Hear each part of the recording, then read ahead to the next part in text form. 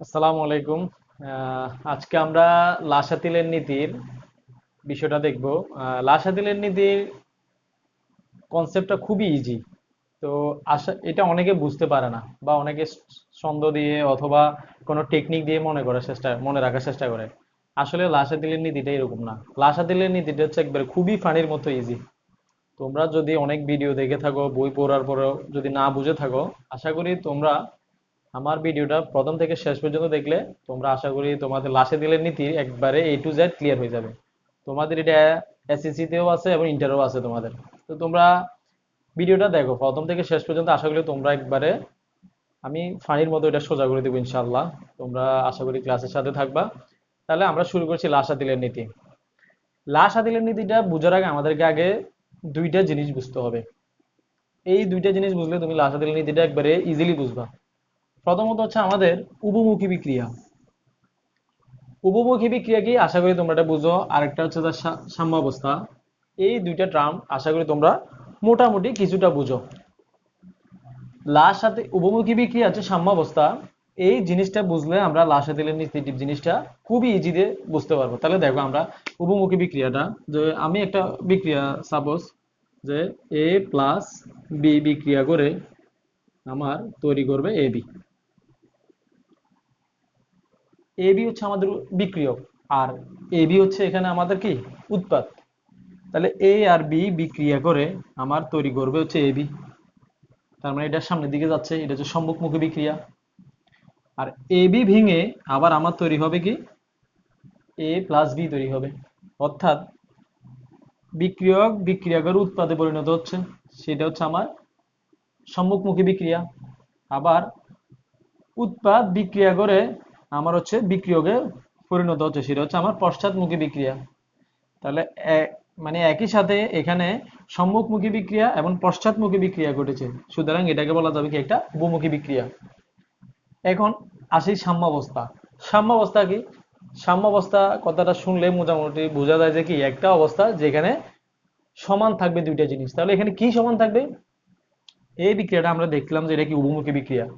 অর্থাৎ এই বিক্রিয়ায় সম্মুখমুখী বিক্রিয়ার হার এবং পশ্চাৎমুখী বিক্রিয়ার হার টোটালি সেম, একেবারে সেম। যখন সেজন্য হচ্ছে এটা একটা সাম্য অবস্থা আছে, বলছে যে এটা ব্যালেন্স অবস্থা আছে। অর্থাৎ এই কথাটার মানেটা কি? এই কথাটার মানেটা হচ্ছে কি, যে এই বিক্রিয়াটা যখন A+B বিক্রিয়া শুরু হয়, তখন হচ্ছে আমার সম্মুখমুখী বিক্রিয়ার হার থাকে সর্বোচ্চ।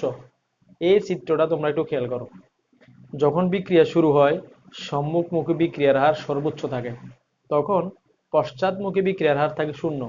সময়ের সাথে সাথে সম্মুখমুখী বিক্রিয়ার হার কমতে থাকে, আবার পশ্চাৎমুখী বিক্রিয়ার হার বাড়তে থাকে। একটা সময় গিয়ে কি হয়, সম্মুখমুখী বিক্রিয়ার হার এবং পশ্চাৎমুখী বিক্রিয়ার হার কি হয়, একবারে সেম হয়। যখন সম্মুখমুখী বিক্রিয়ার হার এবং পশ্চাৎমুখী বিক্রিয়ার হার সমান হয়, তখন বলা হয় যে বিক্রিয়াটা সাম্যাবস্থায় আছে। সাম্যাবস্থায় আছে এই কথাটার মানেটা কি? তখন কি বিক্রিয়া বন্ধ হয়ে গেছে? না, বিক্রিয়া বন্ধ হয় নাই। তখন কি হয়, সম্মুখমুখী বিক্রিয়ার গতি ঠিক যেরকম, পশ্চাৎমুখী বিক্রিয়ার গতিও ঠিক একই রকম।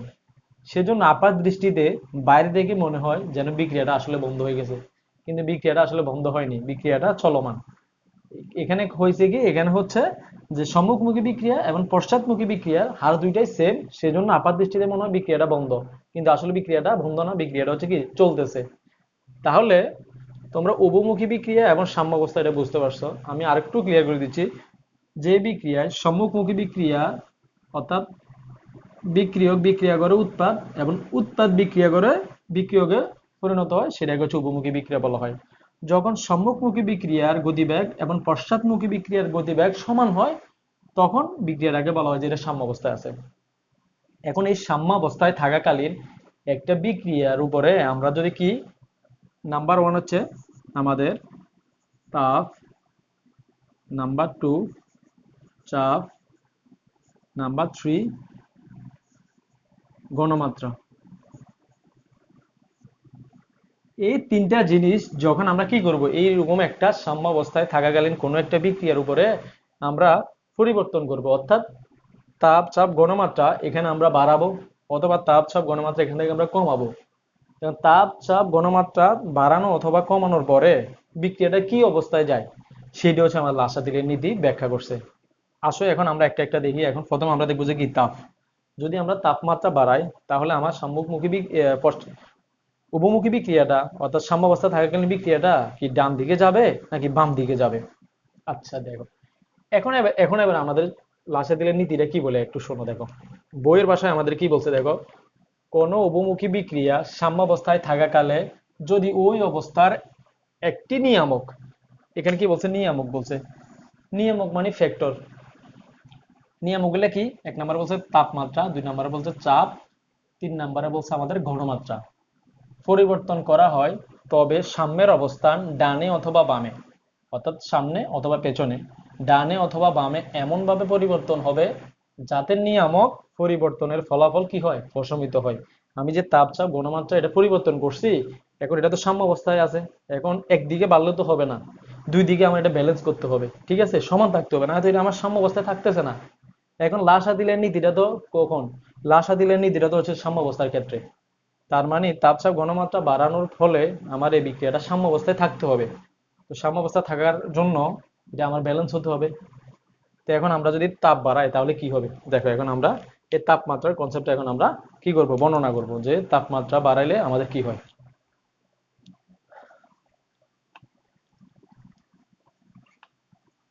আসলে আমরা একটা বিক্রিয়ার মাধ্যমে দেখব এটা। যেমন আমরা একবার খুব ইজি একটা বিক্রিয়া নিব আমরা, যে আমাদের 3 অণু হাইড্রোজেন হচ্ছে আমাদের 1 অণু নাইট্রোজেনের সাথে বিক্রিয়া করে আমাদের হচ্ছে 2 অণু অ্যামোনিয়া তৈরি করবে। একবার ইজি। এখন তৈরি করার সময় কি হবে, যে এখানে আমার 92 কিলোজুল পার মোল তাপ উৎপন্ন হবে। 92 কিলোজুল কি হবে? তাপ উৎপন্ন হবে।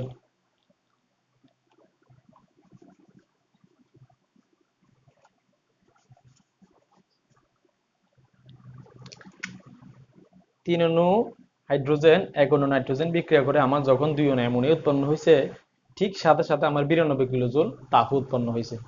তো এটাকে তোমরা পরীক্ষায় যখন লিখবে ঠিক এইভাবে লিখবা। এভাবে লিখবা না, তোমরা হচ্ছে লিখবা যে এই 92 কিলোজুলটাকে তোমরা এভাবে পাশে লিখবা। পাশে তোমরা এভাবে ড্যালেজ দিয়ে -92 কিলোজুল তাপ উৎপন্ন হয়েছে। তো আমি তোমাদের বোঝার সুবিধার্থে আমি একসাথে জিনিসটা লিখছি, তোমরা যেন সহজে বুঝতে পারো। তাহলে দেখো কি হয়েছে এখানে ঘটনাটা, যে 3 অণু হাইড্রোজেন এবং 1 অণু নাইট্রোজেন যখন বিক্রিয়া করছে, বিক্রিয়া করে কি তৈরি করছে? আমার 2 অণু অ্যামোনিয়া তৈরি করছে এবং তৈরি করছে আমার কি 92 কিলোজুল তাপ। এখন দেখো এটা তো সাম্যাবস্থায় আছে, যেহেতু আমরা ডাবল তীর চিহ্ন দিয়ে বুঝাইছি, তারপর এটা সাম্যাবস্থায় আছে। আচ্ছা, এখন এই বিক্রিয়াটার মধ্যে আমি যখন তাপমাত্রা বাড়াবো, তাপ দিলে কি ঘটনা ঘটবে একটু খেয়াল করো। তোমরা তোমরা একটু ভাবো তো, বিক্রিয়াটা কোন দিকে যাবে, ডানে যাবে না বামে যাবে? তোমাদেরকে বলে থাকবে যে কি, যদি তাপ উৎপন্ন হয় এটা হচ্ছে যায় বাম দিকে আসে, এরকম বলে। তাহলে তো তুমি বুঝবে না যে তাপ উৎপন্ন হওয়াতে আমার এটা কেন আমার হচ্ছে কি বাম দিকে আসবে, অর্থাৎ পিছনে কেন আসবে। আমি যখন তাপ উৎপন্ন করতেছি, বিক্রিয়া করতেছি, তখন তাপ উৎপাদী বিক্রিয়ায় কেন পিছনে আসবে, এই কাহিনীটা কি দেখো। এখানে যখন আমি এখন তাপ বাড়াবো, তাহলে আমার কি হবে? তাপ বাড়ালে তো এটা আমার ব্যালেন্স থাকতে হবে। এখন তাপ কে গ্রহণ করবে? তাপ যখন বাড়াবো আমি, এখানে কার তাপ লাগতেছে দেখো তো। সাম্যাবস্থা যখন বিক্রিয়াটা আছে, এটা তো পশ্চাৎমুখী বিক্রিয়াটা হচ্ছে এবং সম্মুখমুখী বিক্রিয়া হচ্ছে এবং পশ্চাৎমুখী বিক্রিয়া হচ্ছে একই সাথে। তো সেজন্য আমার তাপ যখন দিব, এখানে আমার 3 অণু হাইড্রোজেন এবং 1 অণু নাইট্রোজেন বিক্রিয়া করে যে অ্যামোনিয়া তৈরি করতেছে, এর জন্য এদের কিন্তু তাপ প্রয়োজন হচ্ছে না। তারা আরো কি করতেছে, উল্টা তাপ উৎপন্ন করতেছে। তাপ কার লাগতেছে? অ্যামোনিয়া লাগতেছে। অর্থাৎ 2 অণু অ্যামোনিয়া ভেঙে আমার যে 1 অণু নাইট্রোজেন এবং 3 অণু হাইড্রোজেন তৈরি হবে, তার জন্য তাপ লাগতেছে। তো আমি যদি এখানে তাপ দিই, এখন কি হবে? নিশ্চয়ই এই তাপটা গ্রহণ করবে। এই যদি তাপটা গ্রহণ করে তাহলে কি হবে? এটা নিশ্চয়ই পশ্চাৎ দিকে আসবে, কারণ এর তাপ গ্রহণ করে তো কি হচ্ছে, আমার হাইড্রোজেন আর নাইট্রোজেন তৈরি করতেছে। তাহলে আশা করি তোমরা এই জিনিসটা বুঝতে পারছো, যে তাপ যদি আমার তাপ উৎপাদী কোনো একটা বিক্রিয়ায়, যে যদি আমরা তাপ দিই তাহলে এটা কেন বাম দিকে আসে? কারণ হচ্ছে এই তো তাপটা গ্রহণ করবে, এই তাপটা যখন গ্রহণ করবে তখন তাপমাত্রা তো বেড়ে গেছে, এখন এটা আমার ব্যালেন্সে থাকতে হবে না, যেহেতু এটা উপমুখী বিক্রিয়া সাম্যাবস্থায় আছে, সুতরাং এটা বাম দিকে সরে আসবে, অর্থাৎ পশ্চাৎমুখী বিক্রিয়া হবে। এখন আমাদের এখানে বলছে যে পরিবর্তন, তাপমাত্রা চাপ ঘনমাত্রার পরিবর্তনের কথা বলছে। এখন পরিবর্তন কি শুধু আমরা, পরিবর্তন তো শুধু তাপ বাড়ানো না, তাপ কমানো তো একটা পরিবর্তন। দেখো, এখন তাপ যদি এখানে কমাই, কাহিনীটা কি হবে? আমি এখান থেকে তাপ কমাই ফেললাম, তাপ কমাই ফেললে এই অংশের কোনো প্রবলেম নাই। কেন? কারণ তারা অলরেডি বিক্রিয়া করে তারা তাপ উৎপন্ন করে, তাহলে তার কোনো প্রবলেম নাই। প্রবলেম হচ্ছে কার? প্রবলেম হচ্ছে এর। কারণ হচ্ছে এর বিক্রিয়াটা করার জন্য তার তাপ প্রয়োজন। এখন এটা তো সাম্যাবস্থায় আছে, কারণ বিক্রিয়া দুই দিকে চলতে হবে। এখন আমি তাপ যদি কমাই ফেলি, এই বিক্রিয়ার সমস্যা নাই, এই বিক্রিয়া করে তাপ উৎপন্ন করতেছে, কিন্তু এর তো তাপ লাগবে। এই তাপটা কোত্থেকে আসবে? এই তাপটা কার থেকে পাই? এই তাপ তো পাই যে 3 অণু হাইড্রোজেন আর 1 অণু নাইট্রোজেন বিক্রিয়া করে, যখন তখনই তো তাপ উৎপন্ন হয়। ওই তাপটা নিয়ে তো সে আবার কি করে, পিছন দিকে বিক্রিয়া করে। এখন যদি আমি এখান থেকে তাপ কমাই ফেলি তাহলে কি হবে? তাপ কমাই ফেললে তাপ লাগতেছে গাড়ির, তাহলে এই দুইটা বিক্রিয়া করে তাড়াতাড়ি ওদিকে কি করবে, তাপ সাপ্লাই করবে। তাপ সাপ্লাই করার ফলে সে কি করবে, সে আবার ওই তাপটা নিয়ে এদিকে ব্যাক করবে, মানে অর্থাৎ পশ্চাৎমুখী বিক্রিয়া দিবে। তাহলে রিয়েল কাহিনীটা হচ্ছে এখানে, যে আমার এখান থেকে যদি তাপ যদি সরাই ফেলি, তাপ লাগতেছে এর, এখন একে তাপ কে দিবে? এই দুইটা বিক্রিয়া করে তাপ উৎপন্ন হবে, তখন এই দুইটা হচ্ছে কি হয়, সম্মুখমুখী বিক্রিয়া হয়। তো সেই জন্য সবাই বলে যে তাপ উৎপাদী বিক্রিয়ায়, যে আমার তাপ উৎপাদী বিক্রিয়ায় যদি আমি তাপ বাড়াই তাহলে এটা হচ্ছে পশ্চাৎমুখী হবে, আর তাপ উৎপাদী বিক্রিয়ায় যদি আমি তাপ কমাই ফেলি তাহলে এটা হচ্ছে সম্মুখমুখী হবে। এটুক বলে, কেন হয় এটা কেউ বলে না। তাহলে আশা করি তোমরা বুঝতে পারছো যে তাপ উৎপাদী বিক্রিয়ায় যদি আমি তাপ বাড়াই তাহলে কেন এটা আমার পশ্চাৎমুখী হবে, এবং তাপ কমানোর ফলে কেন এটা আমার হচ্ছে কি সম্মুখমুখী হবে। আশা করি তোমরা একটু বুঝতে পারছো। আচ্ছা, এখন আমাদের এটা গেল, এরপর আসবে যে আমাদের চাপ। এখন চাপের চাপের কাহিনীটাতে আসো। আচ্ছা, আমি সেম বিক্রিয়াটাই রাখলাম, আমি সেম বিক্রিয়াটা তোমাদের জন্য রাখলাম। তবে এখানে একটা জিনিস তোমাদেরকে মনে রাখতে হবে, চাপের ক্ষেত্রে হচ্ছে আমাদের অবশ্যই এটা গ্যাসীয় অবস্থায় থাকতে হবে। অবশ্যই আমার কি থাকতে হবে? গ্যাসীয় অবস্থায় থাকতে হবে আমার। এই গ্যাসীয় অবস্থায় থাকার জন্য তাহলে আমি এখানে একটা একটা গ্যাসীয় স্টেটে থাকতে হবে আমার। এটাও গ্যাসীয় স্টেটে আছে। এখানে আমি তাপমাত্রা বিষয়টা নিলাম না, কারণ আমার হচ্ছে এই লাসাদিলের নীতিতে চাপের ব্যাখ্যাটা দেওয়ার জন্য আমার মেইন দুইটা শর্ত। একটা হচ্ছে গ্যাসই হতে হবে, ঠিক আছে, এটা হচ্ছে গ্যাসই হতে হবে। আর 2 নাম্বার শর্ত হচ্ছে মোল সংখ্যা ইমব্যালেন্স হতে হবে, অর্থাৎ এদিকে যে পরিমাণ মোল সংখ্যা আছে এদিকে তার কম বা বেশি হবে, ঠিক আছে। তাহলে মোল সংখ্যার ইমব্যালেন্স হবে, মোল সংখ্যা অসমতা থাকবে, মানে অসমতা, অর্থাৎ এদিকের মোল সংখ্যা এদিকের মোল সংখ্যা মিলবে না। তখনই হচ্ছে আমরা কি করতে পারি, তখন হচ্ছে আমরা লাসের তেলের নীতির ক্ষেত্রে চাপের পরিবর্তনটা আমরা ব্যাখ্যা করতে পারি। তাহলে এখন দেখো এই বিক্রিয়াটা খেয়াল করো তো কি করতেছে এখানে। এখানে 3 অণু হাইড্রোজেন, 1 অণু নাইট্রোজেন, তাহলে টোটাল কয় অণু হয়েছে? 4 অণু। টোটাল হলো আমার এখানে 4 অণু, খেয়াল করো। তোমরা একটু বুঝতে পারলে মানে পুরো জিনিসটা ধরে ফেলতে পারবে। এখানে 4 অণু আছে, এই 4 অণু বিক্রিয়া করে আমার এখানে কি তৈরি করছে? এটা একটা অ্যামোনিয়া না? কয় অণু তৈরি করছে? 2 অণু। তো এখন তুমি এখানে চাপ দিলে, আমরা জানি কি যেখানে যদি তুমি একটা চাপ বাড়াও এখানে, তাহলে কি হবে? এটা ব্যালেন্স করতে হবে না? তখন ব্যালেন্স কিভাবে হবে? যেদিকে কম অণু আছে ওইদিকে তো আমার দৌড়াবে, অর্থাৎ এদিকে 4 অণু আছে আর এদিকে 2 অণু। তাহলে এটা ব্যালেন্স করার জন্য আমি যখন এদিকে চাপ দিব, এটা ব্যালেন্স করার জন্য এদিক থেকে তাহলে সম্মুখমুখী হবে না, এটা সামনের দিকে যাবে না, কারণ ব্যালেন্স করার জন্য। বুঝতে পারছো কিনা? ব্যালেন্স করার জন্য এটা আমার সামনের দিকে যাবে। অর্থাৎ এই বিক্রিয়ার ক্ষেত্রে আমরা যদি দেখি, আমার বিক্রিয়ক হচ্ছে 4 অণু আর উৎপাদ হচ্ছে আমার 2 অণু। এক্ষেত্রে যদি আমরা চাপ প্রয়োগ করি, নর্মালি আমরা যদি চিন্তা করি, তাহলে চাপের ফলাফলটাকে প্রশমিত করতে হবে। তাহলে ফলাফলটা কিভাবে প্রশমিত হবে, মানে ব্যালেন্সে থাকতে হবে। থাকার জন্য হচ্ছে এদিকে যেহেতু বেশি, সে কম কম অণুর দিকে কি করবে? চলাচল করবে না, এটা তো আমরা এমনি নর্মালি জানি। তাহলে এটা ডান থেকে, এটা হচ্ছে আমার বাম থেকে ডান দিকে যাবে। এখন এখান থেকে যদি আমি চাপটা কমাই ফেলি তাহলে আমার কি হবে? এখানে আমি চাপ কমাই ফেললাম, তাহলে চাপ যদি আমি এখানে কমাই ফেলি তাহলে আমার ঘটনাটা কি হবে? ঠিক উল্টো হবে। অর্থাৎ এই বাম দিক থেকে আমার হচ্ছে ডান দিক থেকে হচ্ছে আমার বাম দিকে আসবে, অর্থাৎ পশ্চাৎমুখী বিক্রিয়াটা হবে। আশা করি বুঝছো এখানে।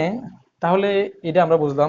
এখন আমরা দেখব যে আহ, আমরা একটা ডাইনাইট্রোজেন ডাইনাইট্রোজেন টেট্রাঅক্সাইড, এটা আমার বিক্রিয়া করে তৈরি করবে যে আমার টেট্রাঅক্সাইড বিক্রিয়া করবে আমার নাইট্রোজেন ডাইঅক্সাইড তৈরি করবে। এইটাও আমার গ্যাসীয় স্টেটে আছে, এইটাও আমার গ্যাসীয় অবস্থায় আছে। তাহলে এখানে খেয়াল করো তো, এখানে একটু আমার খেয়াল করো, ডাইনাইট্রোজেন টেট্রাঅক্সাইড কয় অণু আছে? এক অণু। দেখো এখানে কিন্তু কিছু নাই মানে কত, একটা, এক অণু আছে। আর এখানে যে নাইট্রোজেন ডাইঅক্সাইড তৈরি হয়েছে, এটা কয় অণু হয়েছে? এটা হচ্ছে আমার দুই অণু তৈরি হয়েছে, দুই অণু তৈরি হয়েছে। তো এখন এখানে যদি আমি চাপ দিই তাহলে কি হবে? এই বেশি থেকে কমের দিকে আসবে। তাহলে এটা হচ্ছে আমার একবারে নর্মালি আমরা এই জিনিসটা মনে রাখবো যে উপমুখী বিক্রিয়ার ক্ষেত্রে লাসেদের নীতি ব্যাখ্যা করতে গিয়ে আমরা চাপের ক্ষেত্রে খেয়াল করবো যে মোল সংখ্যা যেদিকে বেশি থাকবে ওই দিক থেকে কম দিকে আসবে, এটা একটা মনে রাখলে হয়েছে। তাহলে এদিকে মোল সংখ্যা বেশি, ব্যালেন্স করার জন্য এদিকে আসবে। ঠিক আছে, আচ্ছা এটা গেল। এখন দেখো দুই দিকে যদি মোল সংখ্যা সমান হয় তাহলে কি হবে? তাহলে আমাদের ওই যে শর্ত ছিল কি, মোল সংখ্যা অসমতা থাকতে হবে, মানে দুই দিকে ইমব্যালেন্স থাকতে হবে। তাহলে আমার যদি মোল সংখ্যা সমান হয় তখন কি হবে? আমার দেখো, যদি আমার এই যে অক্সিজেন আর নাইট্রোজেন বিক্রিয়া করে আমার নাইট্রিক অক্সাইড তৈরি হলো, দুই অণু নাইট্রিক অক্সাইড তৈরি হলো। এখন নাইট্রিক অক্সাইড তৈরি হলে কি হবে? এখানে অক্সিজেন আছে এক অণু, নাইট্রোজেন আছে কি এক অণু। তাহলে আমার নাইট্রিক অক্সাইড তৈরি হয়েছে কয় অণু? দুই অণু। তাহলে এদিকে এক যোগ এক সমান দুই অণু, এদিকেও দুই অণু। তাহলে এখানে আমি যতই চাপ দিই এটা কিছুই হবে না, কোনো দিকে যাবে না, এটা যেভাবে আছে ঠিক এইভাবেই থাকবে। কারণ আমাদের চাপের প্রভাব ব্যাখ্যা করার জন্য আমাদের শর্ত ছিল কি, যে আমাদের মূল এটা গ্যাসীয় স্টেটে থাকতে হবে, প্লাস হচ্ছে আমাদের কি হতে হবে, এই মূল সংখ্যা ইমব্যালেন্স হতে হবে, অর্থাৎ এদিকের মূল সংখ্যা আর এদিকের মূল সংখ্যা অসমতা থাকতে হবে। তো আশা করি তোমরা বুঝছো লাসাতিলের নীতির ক্ষেত্রে তাপমাত্রার প্রভাব আর হচ্ছে আমাদের চাপের প্রভাব, এই দুইটা জিনিস তোমরা বুঝলে। হ্যাঁ, গণমাত্রা হচ্ছে আমাদের একবার সিম্পল। গণমাত্রা গণমাত্রা বোঝানোর জন্য একবারে সিম্পল তোমাদেরকে আমি এ আর বি বিক্রিয়া করে আমার তৈরি হলো কি A B, A R B বিক্রিয়া করে এ বি তৈরি হইলো। তো এখন এটা তো কি আছে, সাম্যাবস্থায় আছে, অর্থাৎ দুই দিকে গণমাত্রা সমান আছে। এখানে আমি যদি উৎপাদের গণমাত্রা বিক্রিয়কের গণমাত্রা বাড়াই, এটা ব্যালেন্স করার জন্য কি হবে? সে ডান দিকে সরে যাবে, অর্থাৎ সামনের দিকে যাবে, অর্থাৎ সম্মুখমুখী বিক্রি হবে, অর্থাৎ ডান দিকে সরে যাবে। আর যদি আমি উৎপাদের গণমাত্রা বাড়াই, তো ব্যালেন্স করার জন্য কি হবে? সে হচ্ছে পশ্চাৎমুখী হবে, অর্থাৎ সে পিছন দিকে সরে যাবে, বামে সরে যাবে। তাহলে লাশ হাতিলের নিচের ক্ষেত্রে গণমাত্রা পরিবর্তনটা কি? একবার সিম্পল। যদি আমি বিক্রিয়কের গণমাত্রা বাড়াই, সেটাকে ব্যালেন্স করার জন্য সে সামনের দিকে যাবে, অর্থাৎ সম্মুখমুখী বিক্রি হবে, অর্থাৎ ডান দিকে সরে যাবে। আর যদি আমার উৎপাদের গণমাত্রা বাড়ায়, তাহলে সেটাকে ব্যালেন্স করার জন্য সে কোন দিকে আসবে? পিছন দিকে চলে আসবে, অর্থাৎ গণমাত্রাটাকে ব্যালেন্স করার জন্য সে পিছনে আসবে। তাহলে এই হচ্ছে আমাদের লাসাতেলিয়ান নীতির ক্ষেত্রে আমার তাপ, চাপ, গণমাত্রার কমালে অথবা বাড়ালে আমাদের কি হয় এটা আমরা বুঝতে পারছি আশা করি। এখন লাস্টলি দেখো তোমরা এবারে সংজ্ঞাটা আবার আর একটু তোমাদেরকে আমি বলতেছি, তোমরা খেয়াল করো। বলছে যে কোনো বহুমুখী বিক্রিয়া সাম্যাবস্থায় থাকাকালীন যদি ওই অবস্থার একটি নিয়ামক, যেমন তাপমাত্রা, চাপ অথবা ঘনমাত্রা পরিবর্তন করা হয়, তবে সাম্যের অবস্থান ডানে অথবা বামে এমনভাবে পরিবর্তন হবে যেন যাতে নিয়ামক পরিবর্তনের ফলাফল কি হয়? প্রশমিত, অর্থাৎ ব্যালেন্স হয়। তো আশা করি তোমরা বুঝতে পারছো। যদি না বুঝে থাকো তাও তোমরা কমেন্টে জানাতে পারো। আমি আশা করি যদি কমেন্টে তোমাদের কোনো কনফিউশন থাকে তাহলে তোমরা কমেন্ট করো, আমি ইনশাল্লাহ উত্তর দেওয়ার চেষ্টা করবো। আসসালামু আলাইকুম, সবাই ভালো থাকবেন।